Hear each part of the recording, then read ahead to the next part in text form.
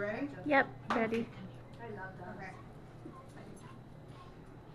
First of all, thank you all for coming. We're going to talk a little bit about Christmas time today. Christmas is, to me, it's the most wonderful time of the year. It's my absolute favorite holiday. As a child, I remember that it was the first of my two siblings and I that woke up. We were responsible for going in and getting the other two up, and we'd all go out to the living room and we'd get our stockings down no matter what time it was, and there was always a little bit of candy, some other snacks, and a little toy for us to play with. At 6:30, and not a minute before, we were allowed to go in and wake up Mom and Dad to come and open presents. Do you guys remember your childhood Christmases? Do you remember any of those gifts specifically?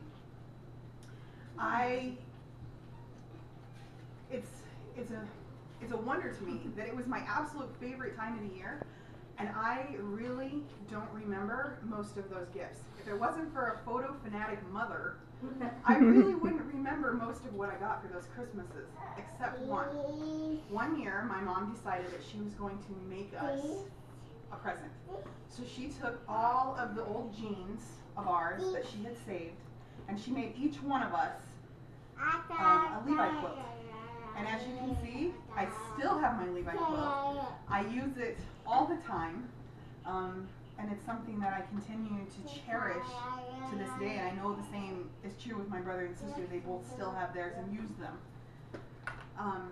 One thing that I do, the most prominent thing I do remember about Christmas is spending time with family. On Christmas Eve, we would all get together at my grandparents' house.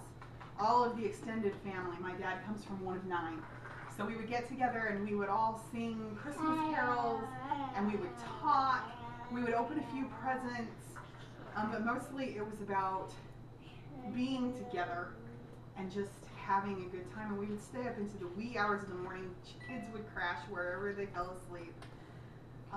One of the greatest memories I have of that time, though, is that it was about the only time that my great-grandmother would come to visit. She had a lot of kids, and that was the time of year she came to visit her son, my grandpa. And I remember sitting on her lap and listening to the stories of Christmas that she would tell about when she was a little girl. And it was at that very early age that I began to realize that Christmas was changing. And as I got older, I realized further that it wasn't changing for the better. Sorry, these are my family pictures. The traditional intentions of Christmas are being eclipsed by the commercialism of the holiday, and a priority adjustment is called for to reestablish the feelings of hope, peace, and joy that are traditionally associated with the season. Throughout the years, Christmas has become more and more commercialized. I remember growing up, we used to go out, we would trek through the snow. We were all freezing cold, but we would trek through the snow, Dad with his axe over his shoulder, until we found the perfect Christmas tree. And we'd cut it down, and we'd bring it home, and we'd set it up. And then as the years went by, we stopped going out and cutting them, but we would still go as a family to a tree lot, and we would buy a Christmas tree. Now, in my parents' home, is the same pre-lit, fake, spinning, musical monstrosity that they have every year. The kids love it, but it's family time has been replaced by convenience. They just don't have the time to go and get a real one anymore. Ornaments have also been replaced. I remember decorating the Christmas tree with the ornaments that we would make either that year or in previous years, whether they were at home or at school. Those are what Mom hung on the Christmas tree, was the ornaments that were handmade. The only ones that we had that were store-bought or were glass balls were the ones that were hanging way up high, because those belonged to my mom's grandmother. So they were antiques that had been passed down that hopefully will get passed down to us one day, because she still has them and they still hold a place of honor at the top of the tree. Now, instead of the homemade ornaments, we're fighting over what store-bought color theme we're going to put on the tree this year. And it's funny that Walmart has them in coordinating colors. Okay, you can buy silver and gold, or you can buy blue and red, or whatever colors you want. They have an entire section of ornaments in each color that you can go and buy. But decorations aren't the only thing that we're competing over. We're also, every year, there is that absolute must-have toy. It used to be Christmas was about making things that mattered, about doing services for other people. Now parents rush around to every store that they can, trying to find that toy that's bought out because it's the must-have in toy of the season. And the children rush through opening them on Christmas morning, and within a month, they're going to be broken, lost, or the kids are just going to lose interest in them. They're not things that are going to be cherished. And unfortunately, it doesn't just stop at the decorations or the gifts. Because then you have the Christmas dinner that used to be a time of family and friends joining together for potlucks or everybody contributing to a dinner. My mom didn't want to spend hours on Christmas Day making dinner. Our tradition in our family was chili and breadsticks. That was what we had on Christmas Day. And it's something that I still enjoy. Personally, I don't like Christmas dinner. I don't like ham. I don't like turkey. So I'm happy with chili and breadsticks. But it's about the simplicity. Something you can put in the morning and just let it cook all day that you don't have to worry about. Now, a lot of people want to have these elaborate parties. Some people even go so far as to have them catered. So it seems that the spirit of giving that is Christmas has been replaced by a spirit of pride and selfishness. And when it's all said and done with, what do you have left? You have credit card debt that's going to take you more than a year to pay off. You're stressed over how you're going to pay that debt because you can't even pay the normal bills that you have, especially in this recession. And most importantly, you have a thoroughly bad attitude about Christmas. It makes you wonder, if this is what Christmas is all about, why do we put ourselves through this ordeal every year? Christmas, the history of Christmas helps to answer that question.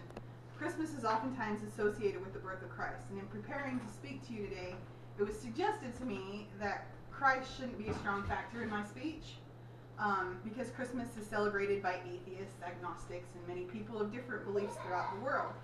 And while I am a Christian, and Christ is the center of my family and my holiday, I do still have to see their point of view. That Christmas doesn't only have to be centered around Christ.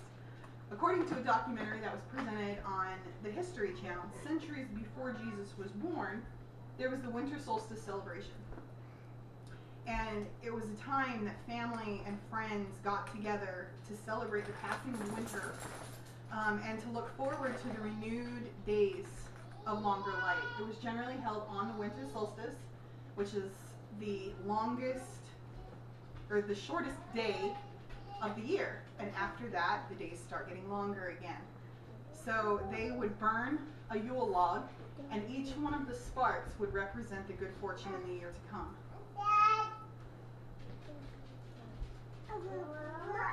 And even though Christmas wasn't, also in it wasn't until the 4th century, nearly 400 years after Christ was born, that the Catholic Pope Julius I deemed that Christians would celebrate Christ's birth on December 25th. And he made it around the time of the winter solstice, at the same time people were already celebrating, in the hopes that people would continue to celebrate and it would be a holiday that Christians would celebrate. Then, in 1645, the Puritans took over the reign of England, and they deemed that Christmas was an unholy and pagan holiday, and they canceled it. And it was a lot of those Puritans that founded the colonies that make up the United States today. And because of that and their beliefs in an unholy Christmas, it wasn't until 1870 that Christmas was made a national holiday, nearly 100 years after the Revolutionary War. In fact, before it was made a national holiday, many of the colonies would fine 5 shillings to anybody celebrating the Christmas holiday. But even though Christmas wasn't celebrated, the winter celebrations never ceased to exist. They still celebrated, they still gathered as friends and family to celebrate a year past and to look forward to the hope of what the new year would bring. So imagine, if you will, it's Christmas morning. You wake up, there's no stress, all you're feeling is peace. You make your way out to the living area, and you smile as you remember the fun that you had decorating with your family. Remember when you pricked your finger on that strand of popcorn? Remember the look on your kids' faces as they laughed and laughed? And remember the look on their face as they cut out snowflakes and you hung them in the entryway and on the tree, making them feel like they had a place of honor in your home. Then the kids wake up and you open presents. And there's just a few things under the tree that you know they're going to like. You might actually teach them something. They're going to enjoy them. And maybe it's even a gift that you made with your own 2 hands that will be treasured throughout the years. You smile as they open them and they ooh and ah over their gifts, declaring it's what they just always wanted, even though it's not anything close to what they asked for. You enjoy a yummy breakfast of cereal together, and then you hunker down for some quality time of playing, reading, watching your favorite Christmas movies, and just spending time to make more memories and enjoying each other. Later in the day, your friends and maybe some of your family will join together with a dinner that you all helped to prepare. And you'll, as you go around the room, sharing memories of your most special Christmas memories, you realize that Christmas doesn't have to have the expensive decorations, the elaborate gifts, or the dinner to be deemed a success. All it needs is family and friends spending time together. So this Christmas, I challenge each of you to move away from the commercialism of Christmas. Instead of going out and purchasing all those expensive gifts, give of yourself, do a service, make something that's going to be cherished, make something that means something. Spend time with your family, make those memories. Remember back to your childhood, the things that you enjoyed the most, and make them a part of your current family traditions. And I know that as you do this, you're going to enjoy the time with your family. You're going to be happier. You're going to make memories. And you're going to have the best Christmas you can. And you will start looking forward to Christmas as much as I do. Thank you. Okay, set the video up again. Where are you? There you are. Me. Did you get Kelly? Yeah, got Kelly. Okay. I'm here. There you are.